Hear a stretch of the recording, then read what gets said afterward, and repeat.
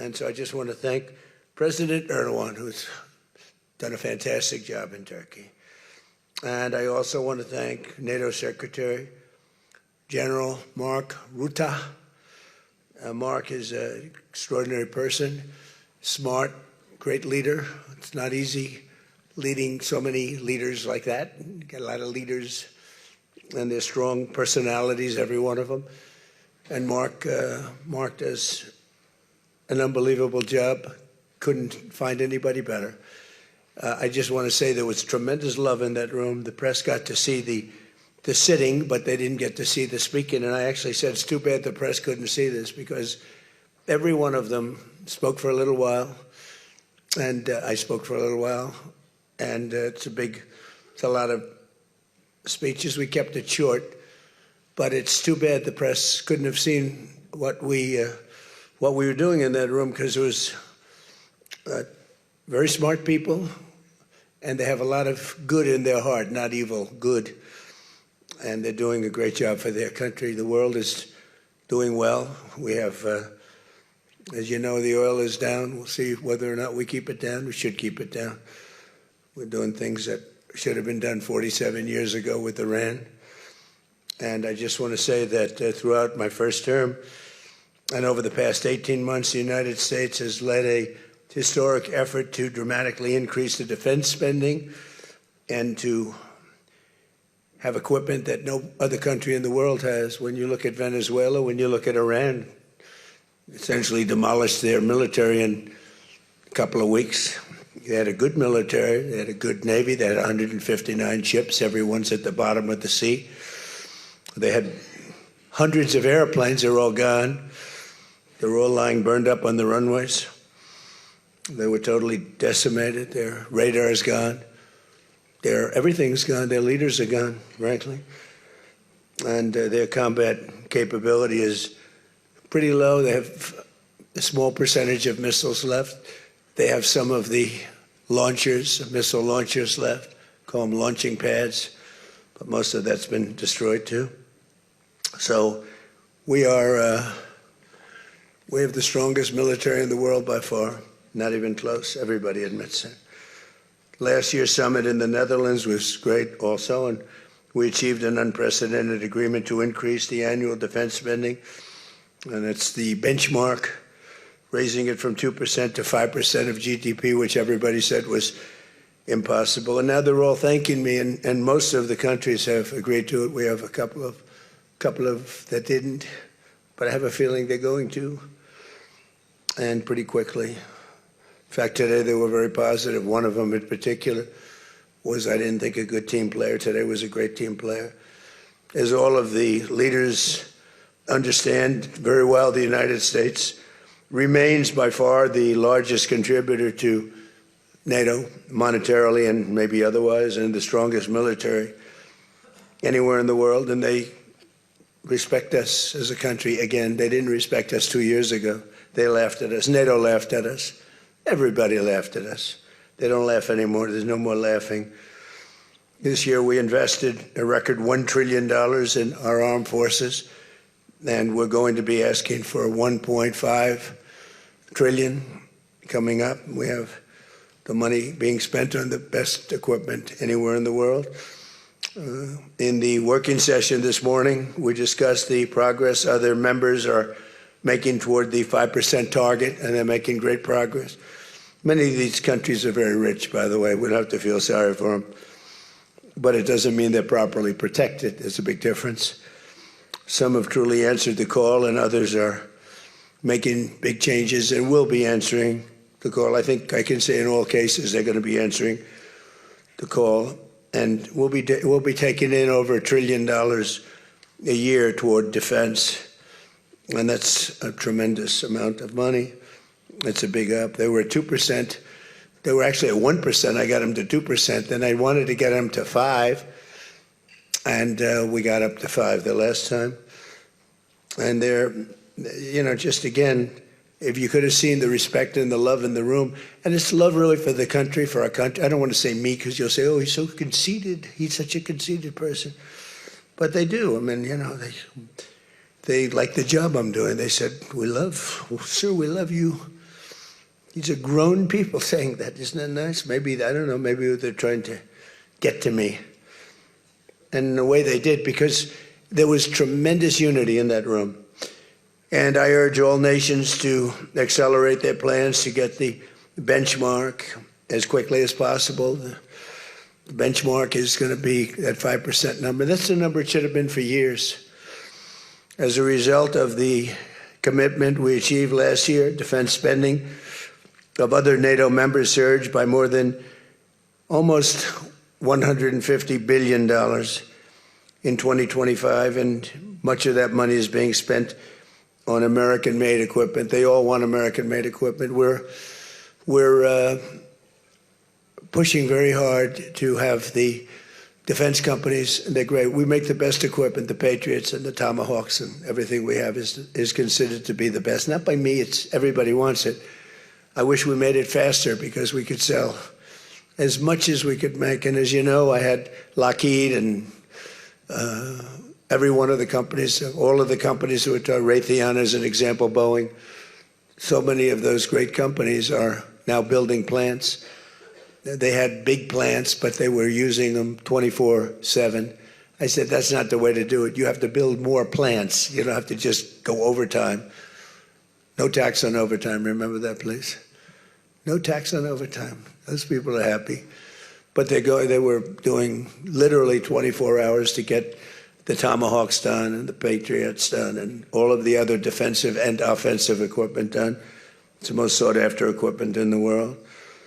You saw that with Venezuela, where they had a lot of great equipment. It wasn't ours, and it didn't work. Our equipment works, but we have to produce it faster for other countries. For everybody, including ourselves, we have to produce it faster. So we think within a year and a half max, we'll be, instead of waiting for a year or 2 years, we'll be having it on a 2-week wait, maybe a 1-week wait. That's what I want. And it'll do really well. A lot of people are, just waiting. They're waiting. They want to get this defensive equipment, maybe in particular the defensive equipment, but offensive and defense. As much of that money is being spent on American-made equipment. That's the money that the European and Canada are spending, European countries mostly, and Canada. And they're spending that with the United States, largely. And it's American-made, made in the USA, as we say. Weapons, munitions, supporting thousands of American jobs. This will increase. We have the highest number of jobs. Right now, we have the most people working in the United States that we've ever had in the history of our country. We have the biggest investment ever made, $19.2 trillion. That's 6 times more than we've ever had. Think of it, 6 times more. And what did that were tariffs. Without the tariffs, I think we would have done fine, like at about 2 or 3.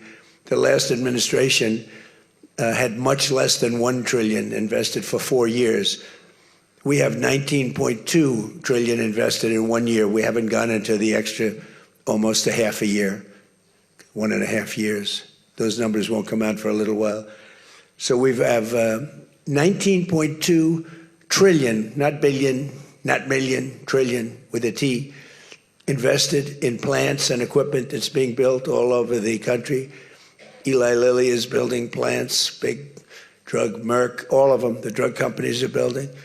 The car companies are building like crazy. In fact, as you probably saw a big announcement yesterday, Toyota is leaving Mexico, and they're going to build one of the biggest car manufacturing plants in the world in Texas. That's because of the tariffs, because we don't mind if you build in Mexico, but if you build in Mexico, you have to pay 25% tariff. If you build in Japan, or if you build in any place, China is a much higher tariff. It's 100% tariff, because we don't want to lose our jobs. We don't want to have our workers lose their jobs. We have the largest number of plants being built for the most money ever in the history of our country. Car plants, AI plants, and all other plants, pharmaceutical plants, chips. We're not giving anything. All we're saying is, if you don't start, they will give them 1.5 to 2 years to build their plant. If they don't have that, they have to pay 100%, 200%, even 250%. if they make a chip or if they make a car, if they make pharmaceuticals. So the pharmaceutical companies are moving in at record levels. There's never been anything like what's happening. Let me put it a different way, put it to you in a more broad fashion. There has never been anything like has happened with this country or any other country in the history of the world. There has never been growth. There's never been manufacturing plants being built. We have so many being built. And in the big ones, like AI, some of the AI, we let them build their own electric plants. We force them to build. We don't want it because the old grid that we have wouldn't be able to supply. They need, just as an industry, more energy than the entire country produces right now, when you think about it, which is incredible. So take all of the energy that the United States produces and that one industry, which is so big, so powerful, it needs more than that. In fact, some people say almost double. So this was my idea. I said, you can never service that. You can't reinvigorate the grid. You can make it better, but nothing like that. You wouldn't be able to build. And we're leading China in AI, in just about everything. But we're leading China in AI. Even in TikTok, I was watching somebody say, oh, the TikTok deal, it's so bad well, because they say the deal was incredible, but they think the word that gets out is bad, except the numbers just came out, and I'm #1 on TikTok, and all I do is talk about communism, right? So it's sort of good. I used it to get elected, too. But, you have to get your word out. But the numbers came out just a little while ago, and I was #1, some ridiculous number. I'd never heard of numbers like that, but #1. And all these entertainers are number 27, 29. It's crazy. I don't even understand myself. But that means that my word's getting out about how great our country is, how successful our country is, and how bad communism is, and how bad these lunatics are that are running for election that don't sound good, don't think good, and don't look good. I don't see any looker. I don't see anybody with the look. You need the look, I guess. You need something, but they don't have it. And I think they'll fade fast. And it's not social democrats. This is not a social these are communists that are running. And they don't want God. They don't want successful things to happen for our country. They don't want to have a successful country. I think they're sort of crazy. As European nations rebuild their militaries, American equipment will be the largest beneficiary. The defense companies are going to be making most of that equipment. They want the American equipment because it works better. It's not a question of anything else. We make the best equipment in the world. And to that end, I provided other leaders with an update on the steps we're taking to rapidly scale up production in the United States. And they wanted to hear that because they don't really want to get it in 4 years, 5 years. They want to get it like in a week. And we'll actually be at a point like that in the not too distant future with the plants that are being built. The defense plants, it's incredible. Lockheed is building, I think, 5.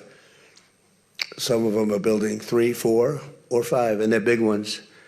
It's going to quadruple the output we have with the munitions and the basic equipment itself, whether it's a Patriot or Tomahawk missile or any of the missiles that we make many missiles, different types, for different occasions. And just today at the summit, we announced $3 billion of new defense investments with U.S. companies. And Lockheed Martin will establish a world-class Patriot missile sustainment facility, a big deal in Europe. They're given a tremendous incentive by Europe to do that. All goes to the benefit of us and Europe because they're getting the best equipment. Northrop Grumman is moving forward with the sale of advanced American drone technology. We're actually the leader in drone tech. A lot of people don't know that. We have the most sophisticated drones in the world. And we're a real, I guess we're the leader, but we'll soon be the leader by many times over.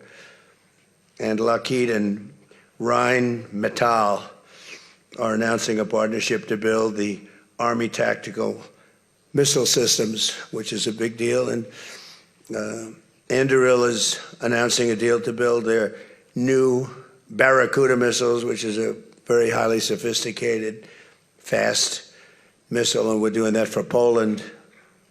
Poland's doing very well, by the way, with a very, very good president, great president, I think. All of these agreements directly benefit the U.S. defense industry base.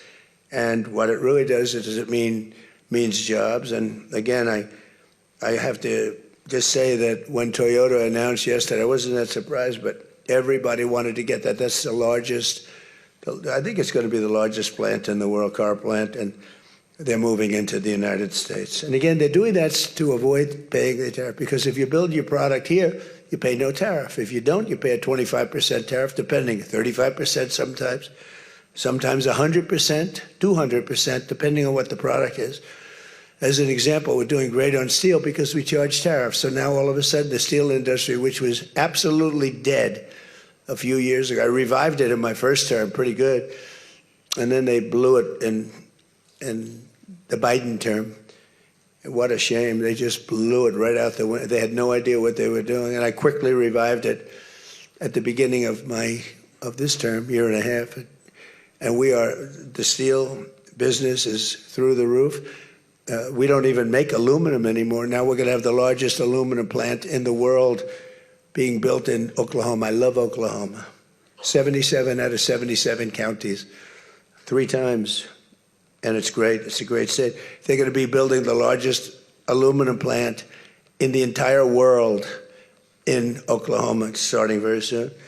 Over the course of the past 2 days, I had a number of excellent discussions with other leaders at the summit and held productive bilateral meetings with essentially all of them. We had dinner last night, just about all of them were there. President Erdogan of Turkey, as well as President Zelensky, and he just came in, as you probably saw, had a little press conference, and also President al-Shara of Syria, who's doing an unbelievable job in unifying Syria. What a job he's doing. Syria was a mess with what happened with the previous government, you know that. Very dangerous place, and now it's just come together. He's done a fantastic job. People are talking about it. In every conversation, it was clear that America is back, and we're stronger and bigger and better than ever before. We have more jobs, as I said, than ever before. And we're respected again like maybe never before. We are so respected as a country. That's why I wish I told the Secretary General, Mark, I said, it's too bad the press could not see what's happening in this room. You saw the big round circle with all of the leaders of all of those countries. And I don't know, I think they should allow it. The theory is that they won't be speaking quite as freely and it won't be quite as good, but who knows? It was amazing, actually. The unity in that room was incredible. Really a love. It was sort of pretty wild. There was a love in that room that was great. So this was a tremendously successful summit. And again, I want to thank President Erdogan, Turkey, and President, so many of the presidents, prime ministers. They were all here from NATO, the NATO countries. And in particular, we have to thank the Secretary General Mark Rutte for doing a fantastic job. He really put on a tremendous, his was just something, he's a unifier. He's a tremendous unifier. So I could take a few questions. We've done a few of these already today, so I don't think we should take too many. I don't think we should take, like, so we're going to keep it a little bit short, and I know a lot of you are going home. Some are going with me. So go ahead, please. Sir, yes. Yes. No. The gentleman right here. The very tall gentleman who's very insecure. He doesn't want to ask the question. He's a handsome guy, but he's very insecure. Go ahead. Do you want to shout it out? Give him a mic. How about giving him a mic? You shout it out. Mr. President, your operation in Venezuela has been lauded as a military success, and yet the Iran war seems to be a strategic dead end for you. Why are you apparently unable to end the Iran war? So I think we're doing just the opposite. The Iran war has been a tremendous military success. And, you know, I can only answer the question by saying they're not going to have a nuclear weapon. I think I was there for one reason, that Iran cannot have a nuclear weapon. I call it, we denuclearize Iran, and that's happened. They will never have a nuclear weapon. That stuff is so far down under a mountain. It's a granite mountain that collapsed on top of it. Take months to get it out. I think it's a tremendous success, Iran.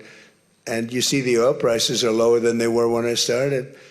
And people like to say that, but look, they have no military left. Their Air Force is gone. As I said, their ships are gone. 159 ships are gone. They're at the bottom of the sea. Their radar is gone. Everything's gone.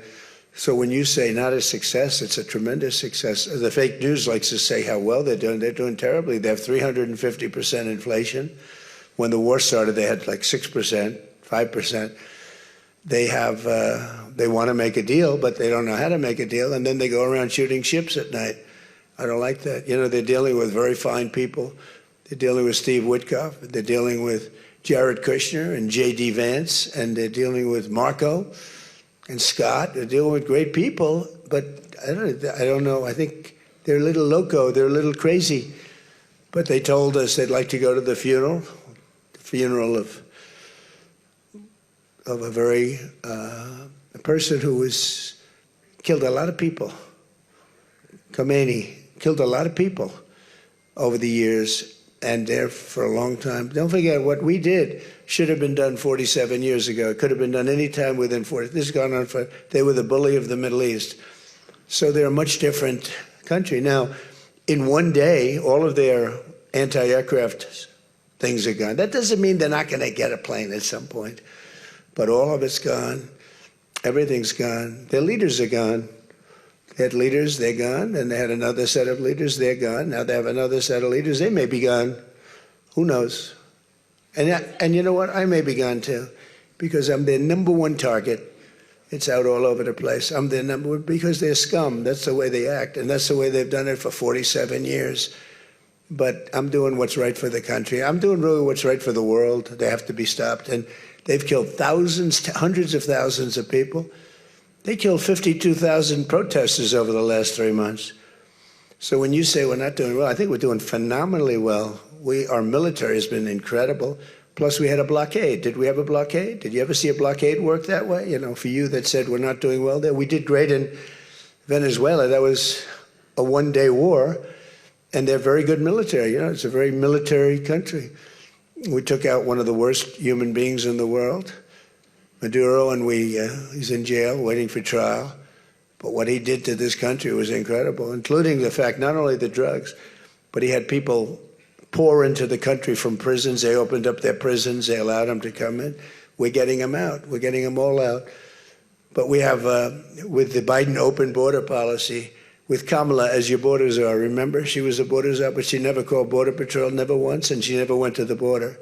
The border was a disaster. Now it's fixed. It's fixed where we have nobody, and I don't do these numbers. 0 people come in through our border, through our southern border. 0. And that's been announced now every month for the last 12 months. 0. We had millions of people come in, under 25 million people, I think more than that under Biden. And they weren't people that you want, and for the most part, they were drug dealers. They were escaped from, think of it, all the prisons, and I'm not just talking about from South America, I'm talking about from the Congo, I'm talking about from all over the world. The prisons were emptied out. They were emptied out into our country. But they had the worst murderers.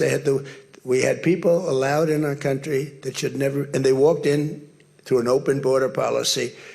And all I'm saying is that you're lucky we won this election. Yeah, please. Go ahead. Go ahead. No. Yes, go ahead. Thank you, Mr. President. Iris Tao. Who you with? NTD Why don't you Television. say your name and who you're with? It's always helpful. Thank you, Mr. President, for doing this. Iris Tao with NTD, with a sister media with the Epoch Times. Okay. On communism, you've been issuing a wake-up call to Americans at home about the dangers of communism. And now Yeah. you're speaking on the world stage. What's your message to people both living under communist and socialist regimes, but also people living under democracies like in Europe and America who might not have realized how close communism has come to home? Yeah, that's a great question, actually. But look, I want to get the word out because what's forming is communism in the country. And communism's easy to sell. I would be the greatest communist in history. I'd be right up there with Lenin. I'd be as good as anybody. You've got free rent for the rest of your life. What they don't say is that you'll be living in squalor in 12 months. You've got a free house. Would anybody like to have a free house? We'll take it away from somebody, we'll give it to you. You'll have murders all over the place. Communism's a disaster. It's been proven to be for thousands of years under different names, but same thing. It's very important. And you know, it's funny. One of the reasons I do so well with Hispanic people, I set a record, Republicans. I get great numbers for the election, helped me get elected in a landslide. The Hispanics, because a lot of them came from countries that were essentially communist. You know, whether you call them radical socialists or communists is not that much, but there's a little difference. When they say social democrats, we're social democrats, it sounds so nice. It's not nice, it's a very dangerous term. So I do talk about it, and I talk about it on TikTok, and I talk about it everywhere. I talk about it here. And you're right, it has become international, but it's never worked, and it's not going to work. What is working is the United States. I mean, think of it, we have more jobs than we've ever had.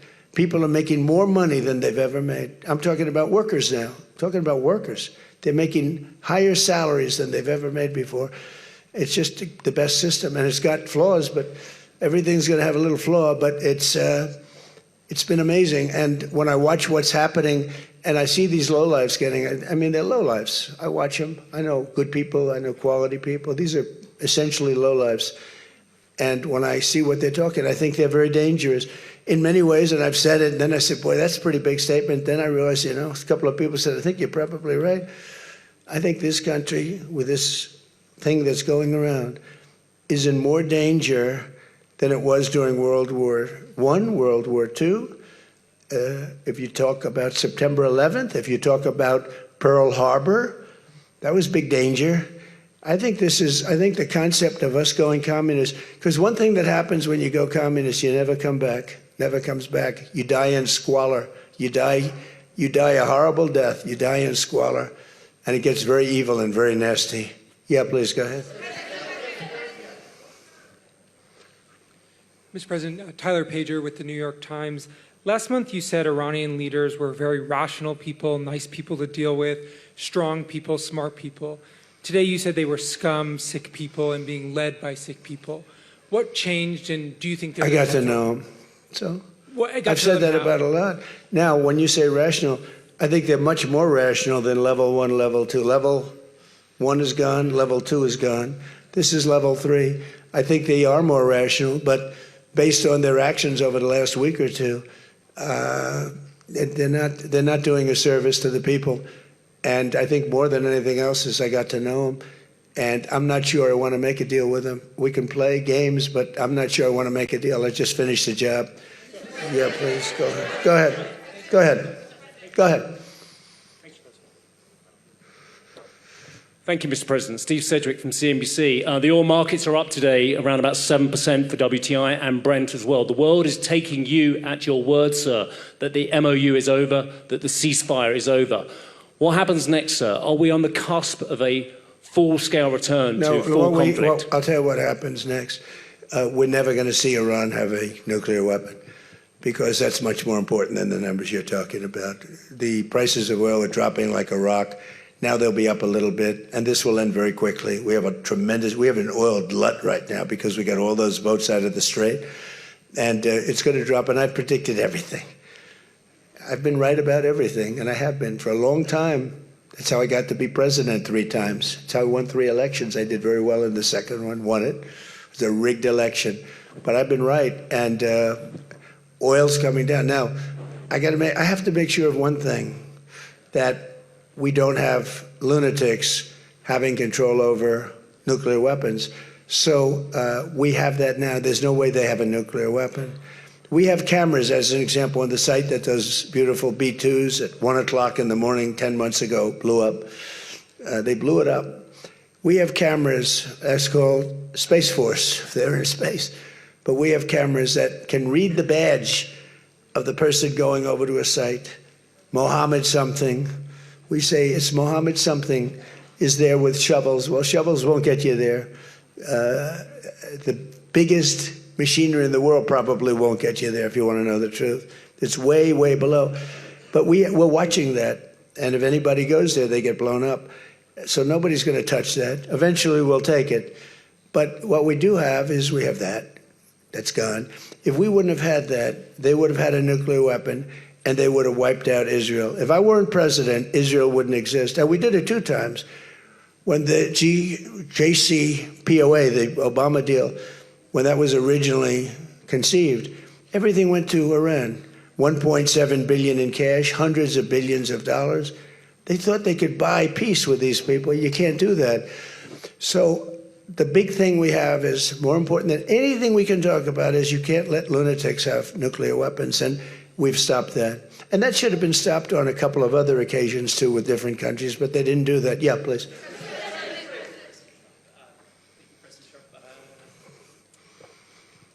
Stephen Nelson from the New York Post. I'd like you to address speculation that you're leaving Ankara not in the new Air Force One because of security concerns involving Iran. You've spoken today twice about them possibly assassinating you and possibly being successful. Did that concern have something to do with it? Well, I speak about it a lot because, you know, the life of a president is very dangerous. It's 5.2%. You know what a race car driver is? 1/10 of 1%. A bull rider, that looks pretty dangerous to me. It's 1/10 of 1%. No, it's 5.2% is you don't make it. You should have told me you're an excellent reporter. You should have told me that years ago. Maybe I wouldn't have run.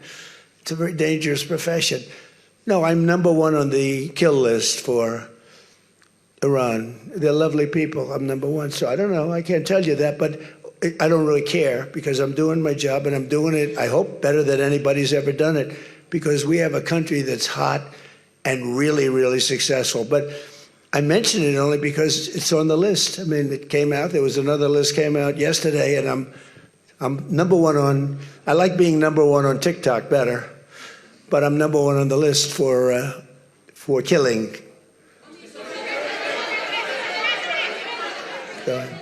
Go ahead.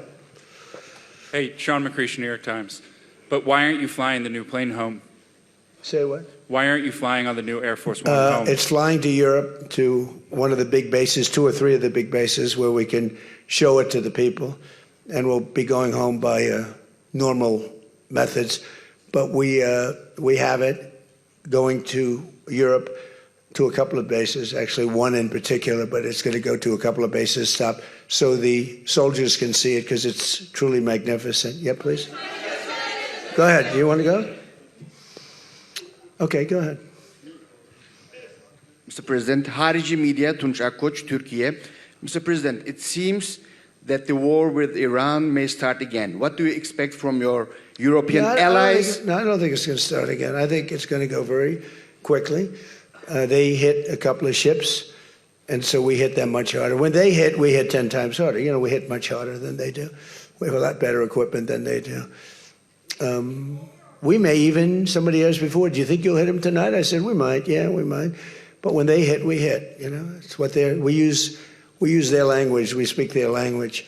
No, I don't think so. I think anything that happens is going to be over very quickly, and we'll only make it safer, including for oil. Oil is going to be very free, very easy, and it's going to happen very fast. We have the Hormuz Strait. The boats have pulled out. I mean, there's a gusher of oil right now. We have a lot of oil. And no, anything that happens is going to happen very fast. We're not looking for long term. Okay, go ahead, Red. Mr. President, you said today, Ines de la Cuetara with MS Now. You said today that countries. You're with who? MS Now. MS Now. That's a failing network. Why would you want to work for them? MS Now. Can you imagine? They wanted to get away. They took the name NBC because they were embarrassed by it. Go ahead, let's go. When do you hear this question? You said today that countries like Spain, Italy, and the UK were not there for the U.S. and its war with Iran. Should those countries be attacked, will the U.S. be there for them? Well, I'll tell you what. #1, Spain has been very bad, but you know Italy's been good, and almost all of the countries have been good. They just had a bad moment. They didn't help us. We didn't need their help, but if we would have wanted their help, I said, by the way, if I want help, Sir would rather remain on the sidelines, and I didn't like that answer. UK gave an answer that was sort of weirder than that. They went out. I said, would you like to help? They said, we do, but we want to wait till the war is over. This was not in the spirit of Winston Churchill. So, yeah, I mean, I'll tell you what, I can only say if there's one word that comes out of today, it's unification. I've never seen anything like it. Every one of those countries, they love us, they love each other. That was tremendous unification. It was a nice thing to say, and it was a very fair question, too. Yeah. Green? Green? Yeah, you're wearing green, right? Thank you, Mr. President. Eda Turul from Haber Global TV, Turkey. Mr. President, after your meeting with President Erdogan, can you tell us whether you and President Erdogan reach an understanding on Turkey's return to the F-35 program and the future of U.S.-Turkey defense cooperation? And do you believe U.S.-Turkey relations are entering a new chapter right now? Well, I had a great relationship in my first term. You remember Pastor Brunson, and he was put in jail for 35 years, and I called. He was an evangelical hero, actually, very good man. And I called President Erdogan, and he let him out. I didn't pay anything like Obama and Biden pay billions of dollars all the time. I never paid any for anybody. I just tell him, let him out. Let him out. But in this case, I didn't say it the second way. I said it the first way. I said, look, he's a good man. He's highly respected in the evangelical, and I'd like you to let him out. And he was in my office, in the Oval Office the following day, Pastor Brunson. I had a great relationship. When Sleepy Joe Biden got in, bad things happened with a lot of things between the border. Everything was bad. We were laughed at all over the world, and we had a very bad relationship with a lot of countries. I think Turkey was one of those countries. But that changed on November 5th when we had the election. And it's one of our best relationships. We have a great relationship. And they're talking about the F-35 airplane, and it's the best plane, and everybody wants it. And we have to make a decision who we give it to. I mean, my inclination, because he stayed out of, he's not a huge fan of Bibi, and he's not a huge fan of Israel, but he stayed out of that war. He could have gone into that war very easily, and he didn't. At my request, he stayed out of that war. He's been a very good ally. I mean, Marco could tell you we have a very strong relationship with Turkey. You know, it's a very big country. It's a very powerful militarily. It's the second most powerful country in NATO. It's a NATO country. So whether or not we do that, I haven't totally made up my mind. But my inclination is to say, look, he's done everything. He's helped us in so many different ways. And you know who else has been good to us? China. China never came into the war. They get 50% of their oil from Hormuz Strait. They never came into the war. They never said, I'm going to send a ship in 5 destroyers along each side of the ship. They never did. No, President Xi's been great. Everyone's been sort of great, to be honest. You know why? Because they respect our country again.